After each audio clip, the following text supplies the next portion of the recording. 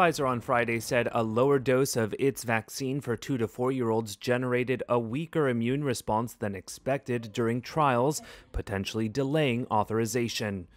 The company said it is testing a 3-dose course of the vaccine in all age groups under 16, including 2 to 4-year-olds.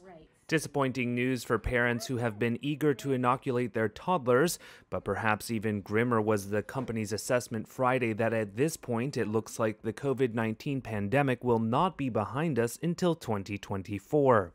Pfizer had previously expected data from the 2 to 4-year-old age group this year, but said it did not expect the delay would meaningfully change plans to file for emergency use authorization in the second quarter of 2022. Chief Scientific Officer Mikhail Dolstein said, quote, "The data are illustrating the impact of a booster and that our vaccine works best as a primary regimen of 3 doses."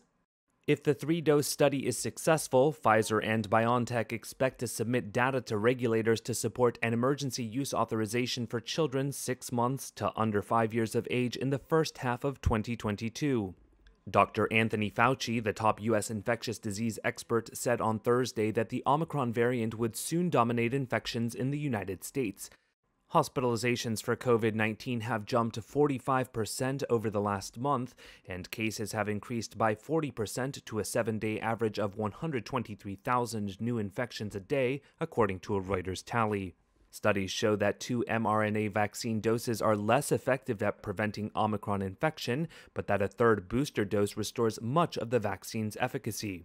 Pfizer and Germany's BioNTech have been developing a version of their vaccine tailored to combat the quick-spreading variant, although they have not decided whether it will be needed. They expect to start a clinical trial for the updated vaccine in January. A study by the Imperial College of London out Friday showed that the risk of reinfection with the Omicron coronavirus variant is more than 5 times higher and has shown no sign of being milder than Delta.